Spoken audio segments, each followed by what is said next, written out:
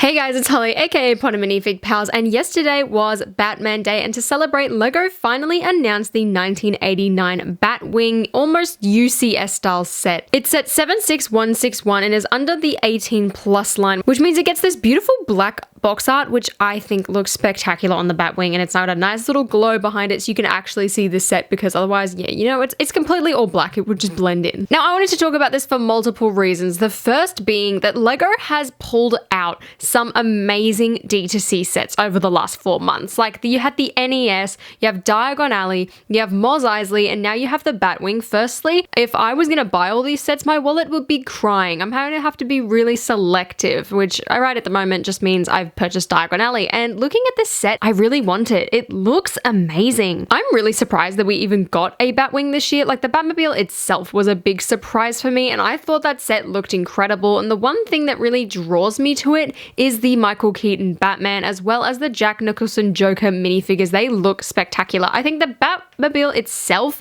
it looks really slick and it looks really good, but honestly, I don't know if it's for me, especially with a 400 Australian dollar price tag. I think it's just a bit too steep for something that just sits there. The Batwing, on the other hand, at first I was like, okay, cool, they're doing another one, that's awesome, like, probably won't get it. And then I found out that you can hang it on the wall, and now I'm kind of convinced to get one. I honestly don't know if I will pick it up. It's definitely not going to be a release day buy. I mean, not many things are release day buys besides play sets and Diagon Alley, but I mean, that's a special case for me. But this grabbed my attention, honestly. The fact that I can hang it up really draws it to me for a number of reasons. The first being, it's a space saver. That's one thing I absolutely loved about my LEGO Sith art, is that I can hang it up on the wall. I didn't have to worry about finding space on a shelf for it. Like, I'm even struggling to display Diagon Alley. I've got 3 of them on my Harry Potter shelf, and then my Weasley's Wizard Wheezies, I just kind of keep moving around my room depending on where I actually have space that day. Admittedly, I need to, you know, reorganize my shelves in general, but that's one big thing for me, is that this can be displayed on the wall. I personally don't really like it on the stand. I get why it has a stand. It's a ship. It's like the Star Wars A-Wing and things like that. You need a stand for it so that it can be displayed, it can stand up. Now, another big thing for me as someone who does not own the Batmobile and doesn't really plan on ever buying the Batmobile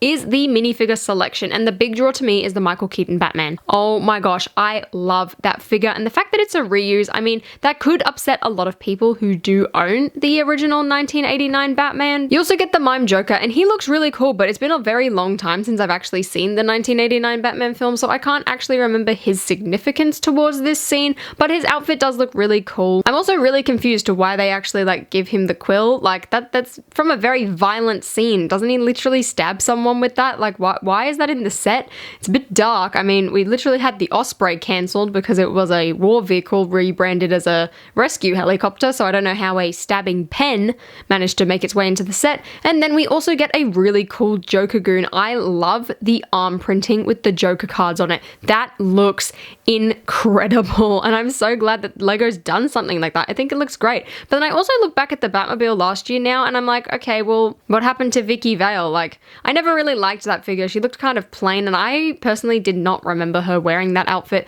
Like I said though, been a very long time since I've seen this. I really do like the minifigure stand, although it's a shame that it looks exactly the same as the one from last year. I mean, I guess you could put them side by side, and like the gargoyles still look really cool, but I thought surely you'd want something a bit different, or at least that connects to it, or that can be stacked up or something like that. That would have been really cool if they made it so that you can stack them on top of each other, like Emmett's double-decker couch type of thing. But overall, I really love the design of the Batwing. I think the curved wings look spectacular. I think the scale of it, I probably would have scaled it down a tiny bit. I wouldn't say I necessarily wanted minifigure scale, because I feel like this type of vehicle does benefit from the extra size, being able to get those round wings, but I feel like if it was just slightly smaller, I think that would have benefited it. One thing I'm not too sure how I feel about though is the way that the Batwing is mounted on the stand. To me, it just doesn't look right. From the photos I'm looking at as well, it looks like it's reversible, so you can mount the Batwing facing either way, and in this photo in particular, it kind of looks like it's nose diving onto the floor. Like, I don't really know how I feel about that, and even just with the other direction with the bat ears facing up, I really don't know what to think of it. Depending on how high you put this off the floor, I think would really benefit it. This is not something you could put on a high shelf. You would not get the look of it. It needs to be down low or on a table, or like I said before, hang it on the wall. And if I did buy this set, that's definitely where it would be going, is on the wall. And that's my next question, is do I actually buy this set? It definitely won't be a release date like I said, but I'm wondering, like, maybe down the line, is this something that I would get maybe next year? Especially right now, like I said with Mos Eisley, with the release of Diagon Alley and me buying the Hogwarts Castle that same month, I really can't justify buying an expensive set like this. I know that this is half the price of Diagon Alley,